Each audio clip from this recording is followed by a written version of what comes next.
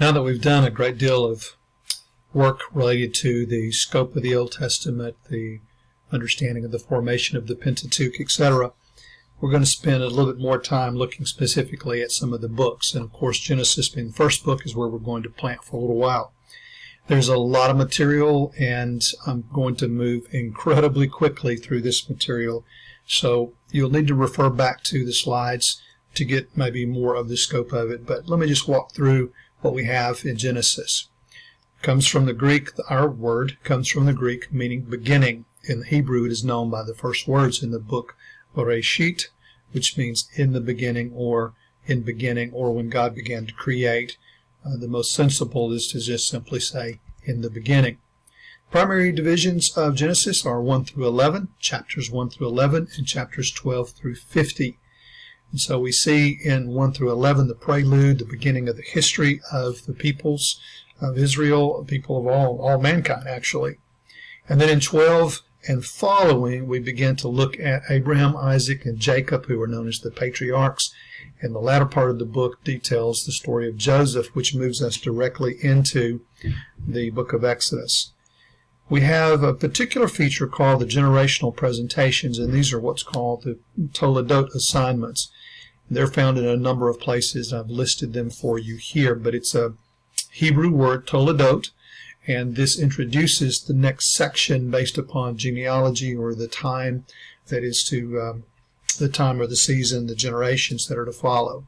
So I've listed those for you here, and I won't take time to go through them today, but do remember the term Toledot. Very important. So Genesis 1 through 11, a quick overview of the literary structure. 1 and 2 are the story of the creation. This is a singular story with a change of scope from chapters 1 to chapter 2. Genesis 3, the fall of mankind. Genesis 4, the first murder. Genesis 5, the Toledot of Adam. Genesis 6 through 10 is the Noah narratives. And Genesis 11 is the dispersion of mankind. So we move 1 through 11, chapters 1 through 11, very quickly in this prehistory, though it is still quite historical. Now, in the first part, we have the days of creation, Genesis 1, and then into Genesis chapter 2. Just revealing this for you here very quickly. Day 1, God created the heavens and the earth and light. God made the expanse, the sky, the heavens for separation. Day 3, God made the ground appear and made vegetation.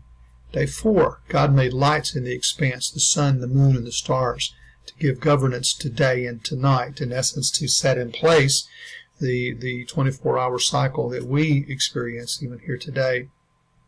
God made sea creatures and birds of the air on day 5. Day 6, God made land creatures and, of course, mankind, very critical. Day 7, God rested from his work since it was completed. So a few notes on the days of creation.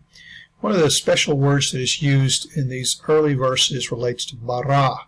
This is the creative and special activity of God. Man does not bara. God is the only one who baras. Notice as well that light was created on the first day, but on the fourth day the sun, the moon, and the stars were in place. And so the question, when does the concept of day begin? And we, of course, believe that the concept of day begins as God ordained it and established it from day 1. All creation was good. The sixth day was a significant affirmation that it was very good. So chapter 1 prepares us to move us into Genesis chapter 2. A scholar by the name of Grimes talks about this as a change of scope, in other words, from the general to the specific, and that's important because some scholars, and in the past, have seen typically that there is such a change from 1 to 2, Genesis 1 to 2, that there's no way that they could be just one story cohesively, but actually are two separate traditions. Remember, we have talked about traditions in the past, and how modern scholars want to coalesce all these separate traditions into the formation of the Old Testament. And they use the concept of the Toledot announcement in chapter 2, verse 4. But what we also see is that there's really not a need to do that, because the first chapter presents an overall sketch of the whole of creation. The second chapter details the specifics on the sixth day and the introduction of mankind. So again, Grimes, I think, points to this quite adequately by teaching us, or using the terminology, that this is a change of scope. Kitchen, who is one of the well-known scholars in Old Testament circles, Egyptologists, etc., there is no incompatible duplication here at all between chapter 1 and chapter 2. Failure to recognize the complementary nature of the subject distinction between a skeleton outline of all creation on one hand and the concentration in detail on man and his immediate environment on the other borders on obscurantism. What that basically means is you really got to press the point very, very hard to say that this is two traditions, two stories that have been coalesced into one. Genesis chapter 2, again introducing, reminding us of the total story, because we're focusing now upon mankind, change of scope. Here we see the formation of man. Man is formed from dust. God breathes life into him, the nefesh chaya, that's the Hebrew terminology. God breathes life, and this is very distinct from what we find in the other Babylonian creation stories. And also, man is given responsibility. In Genesis chapter 2, God creates a helper, a helpmate, a companion who is suitable for him and that can be compatible with him. That's what we see in Genesis chapter 2, a helper suitable, someone who stands with him face to face in terms of value before the Lord, as well as the ability to be a part of God's plan. Genesis 3, we see the first indication of choice, free will, and rebellion. This is where blame begins and initiated, and the first consequences of this action takes place. Genesis 4 is kind of the natural sequence out of man's sinfulness. Things happen, and there are consequences to those. We have the first murder found in Genesis chapter 4. We have an introduction here. Notice that in chapter 4, verse 26, at that time men began to call upon the name of the Lord, and the Lord's name here is Yahweh, indicating that God was known previous to the time of the Exodus by his name also. Yahweh comes from a very early form of Haya, Chava, which then with the imperfect formation becomes Yihyeh, that leads to a form of Yahweh. This is known as the Tetragrammaton. And due to the sacred nature of the personal name of God, God's name was not pronounced. In fact, the Hebrew people, when reading through the text, when they came to the Lord's personal name, would substitute another name such as Adonai or Elohim for his name rather than speak his own name out loud. Chapter 6, we begin the Noah narratives, the Son of God, the sons of God, and the question related to who those sons of God were, the angelic beings, or were they perhaps great kings from that time. 6:4, the Nephilim, the mighty men of renown. Without going into too much detail there, let's move quickly into the question about the global flood. Anderson Genesis does a wonderful job of helping us understand the context from a global perspective of, in fact, a global flood related to the fossil record, the cataclysmic experience of the earth, and what that meant in terms of the compaction and formation of the environment and landscape that we know it now. So how do we account for a worldwide possibility? Some say it was only a local flood by saying the mountains were not high enough. But what we know is, I think very likely, is that the mountain ranges were probably not as high.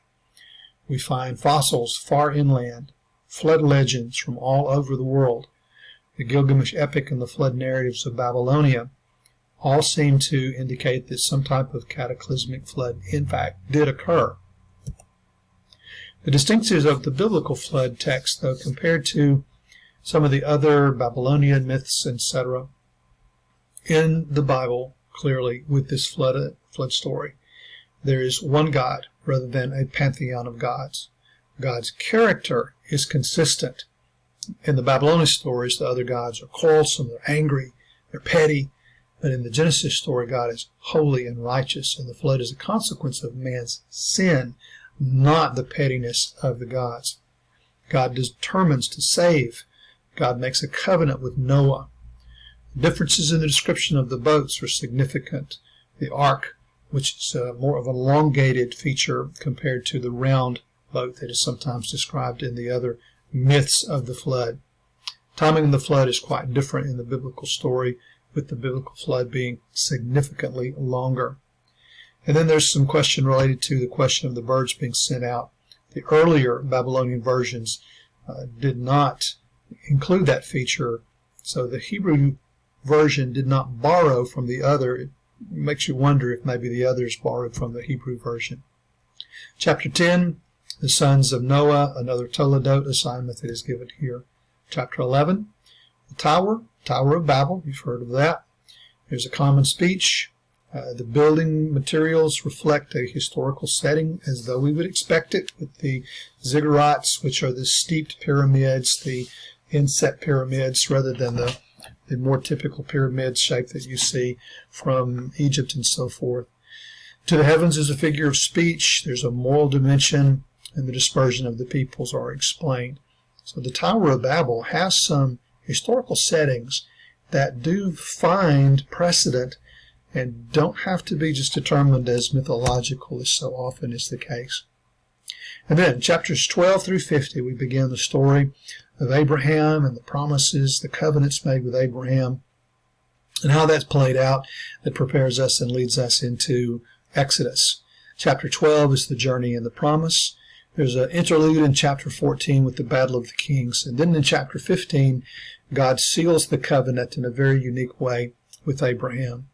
16, Hagar and Ishmael. Chapter 17, the covenant of circumcision. Chapters 18 and 19, the destruction of Sodom and Gomorrah. And then chapter 20, Abraham and Abimelech. Then we start into the story concerning Isaac. And then from that we go into Jacob in chapters 27 and following. 28 through 36 are what we call the larger Jacob cycle. And then in chapters 37 through 50 we have the Joseph cycle. A little interlude with 38 with Judah and Tamar. But in this cycle related to Joseph, we see the ascendancy of God's chosen person, which prepares the people to become a nation. There's a clear indication of the providence of God in directing one's life. And thus, as a result of what happens with Joseph and the people during all of those hundreds of years, there's a preparation of the people for a later nation. So the Joseph narrative really sets us up for what's going to happen in Exodus. It stands on its own. It has powerful principles, but it prepares us for what's going to happen. And in chapters 37 and following, 39 and following, you see the story of Joseph actually in Egypt and what happens, the incident with Potiphar being in jail, the cupbearer and the baker is before Pharaoh in chapter 41. The brothers come down from Canaan because of the famine in the land. There's an intersection then again with the brothers and Joseph, and ultimately through a series of tests, Joseph invites and requests that the whole clan of Jacob make their way into Egypt, and they do. They make their way there, settle, and that prepares us for what's going to happen in the next section, which is going to be the story of Exodus. In chapter 50, Jacob is embalmed. He dies. He's buried in Canaan, and then Joseph dies, and he is embalmed. He requested that his body, his bones, would be returned to Canaan hundreds of years later, and in fact, that's exactly what happens. The Exodus narrative details that the bones of Joseph were returned to Canaan. So there's a lot of interesting things about Joseph and the whole context, and very, very quickly some of the important observations you can read through here. But there's every indication from a historical setting as well as from the archaeology that has been discovered that in fact there was reason to believe a strong Semite population, Hebrew people, were in Egypt during this time, in the land of Goshen, in the area known as Avaris. It is very, very likely that that's the case. Additional information about the date and the observations as to what time that might have been. And then we'll move on in the next video to Exodus.